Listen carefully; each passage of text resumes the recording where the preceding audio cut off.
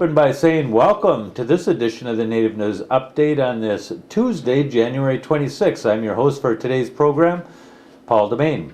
Many of the stories right here can also be found at our website at IndianCountryNews.com. Here are the news stories for the day from the Associated Press and other Native news sources. The 24th Annual Reservation Economic Summit and American Indian Business Trade Fair, presented by the National Center for American Indian Enterprises Development and sponsored by the Chickasaw Nation and the Office of Indian Energy and Economic Development, will include in-person keynote speeches by two high-ranking Obama administration officials. The conference is scheduled for February 21st through the 24th at the Las Vegas Hilton in Las Vegas, Nevada.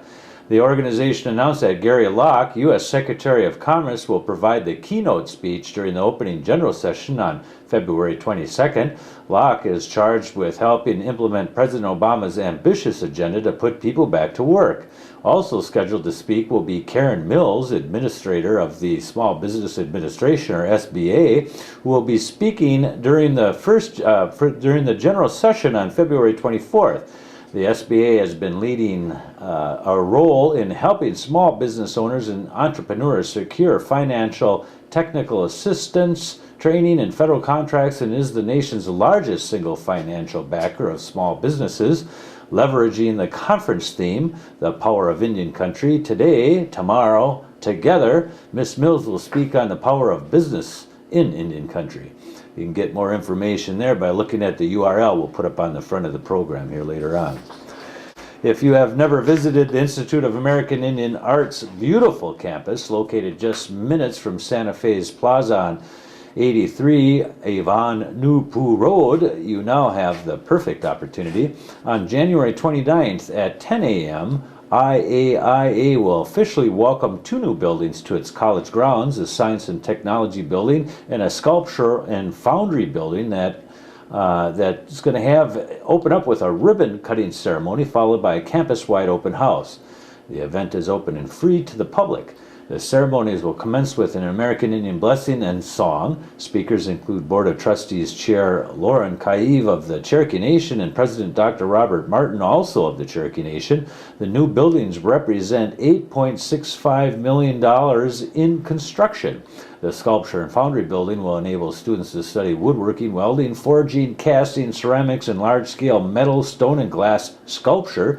The new Science and Technology structure will house advanced digital technologies, including a multimedia digital dome, a museum collection center for the National Collection of Contemporary Native American Art, a conservation teaching lab to provide students with hands-on training in collection care and conservation, and science lab that will contain flexible instructional spaces to better deliver the science portions of IAIA's degree requirements. And you get more information on them at iaia.edu. The U.S. Census Bureau launched its 2010 count of Americans residents in a remote Alaska village. Census Bureau Director Robert Groves flew to Norvik in northwest Alaska on January 25th to count the first household in the Inupiat Eskimo community of 650. Groves and other officials were taken to the village school by sled dog teams driven by school children. The first to be counted was Clifton Jackson, a World War II veteran and the oldest member of the village, according to other residents. Villagers prepared a day of festivities at the school to welcome Groves and other visiting federal, state, and tribal officials. The school also served as lodging for Groves and most of the 50 visitors who bunked down in empty classrooms. Census workers and trained locals are expected to take at least a week to interview the rest of Norvik's residents using the same 10 question forms to be mailed to most households on March 15th. Census workers will also visit 217 other rural Alaskan communities in the coming weeks.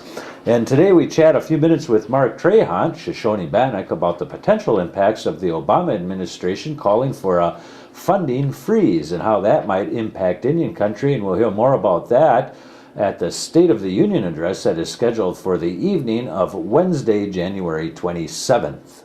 Mark, tell us a little bit about what you anticipate for the address, the State of the Union by President Obama on January 28th, right?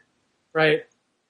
Well, the early reports are really troubling to Indian country. And let me kind of lay out the worst case scenario and a little better case scenario.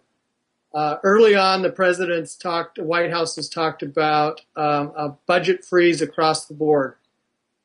During the campaign, Barack Obama said that's a bad idea. He would rather take a scalpel to things than a meat hammer. Well, here we are. Now they're talking about some sort of across the board. The big problem is most of the budget's untouchable. Most of the budget is things like Medicare, Medicaid, Social Security, defense spending, interest on the debt, which is one of the fastest federal programs. So you're talking about a very tiny slice of the federal budget that you can squeeze with a freeze. But boy, does it impact the programs there. You look at Indian country with a roughly 2% growth rate every year. You top on that all the things that employees want and all the things that are just added costs every year. Medical inflation's about 2.5%. And pretty soon you're talking about a real cut of 6 to 7% on an existing budget. You take an agency like IHS that's already underfunded, and it's a significant problem. Now, today the White House is saying that they're going to take a strategic look at this, and some programs will get more money, others will get less, but that competition sure makes me nervous.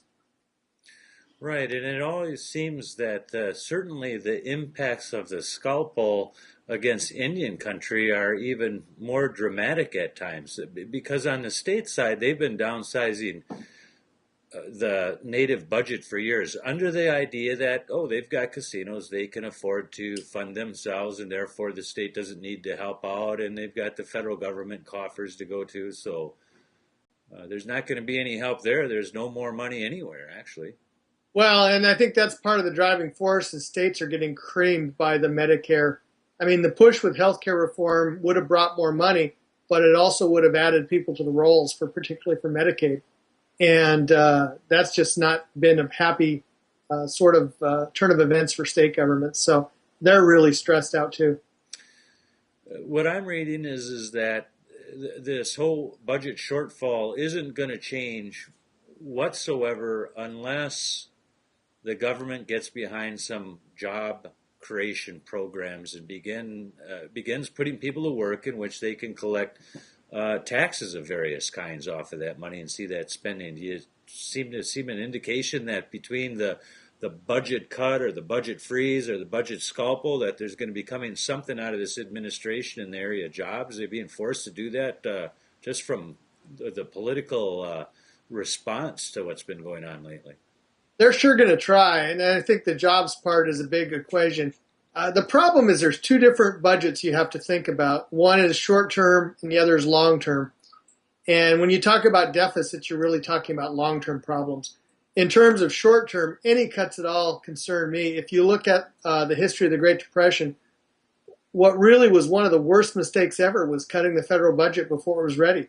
And in 1937, when the federal cutbacks happened, that just plummeted the country into the Deep Depression. And I think this is one where they've got to watch it very carefully. It seems almost like we're in that trend now. We've seen increased stock rises here for some time, increased housing, less unemployment claims, and now all of a sudden everything seems to be in a stalemate. We've got a downturn in the stock market. We've got indicators that things are tempering off a little bit. So we're certainly not out of this yet. It's like no one's picked up a damn history book. Exactly. Well, back on the reservation, though, they're still hunting deer and gathering they're feeding off the wild rice they gathered this fall and thinking about how much wood they have to cut this winter to get through the cold spell that's going on. Well, and from a narrow view, the jobs programs always benefit Indian country disproportionately because you start from such a smaller base. True. Well, we'll keep an eye on it. Maybe we'll get back to you after the State of the Union address and see what happens, see where we're going. I'll be watching closely. All right. Thanks, Mark. Okay. Goodbye. And that is the latest roundup of news from Indian country on this edition of the Native News Update. We want to thank you for showing up here and watching us. Come back again soon. Miigwech.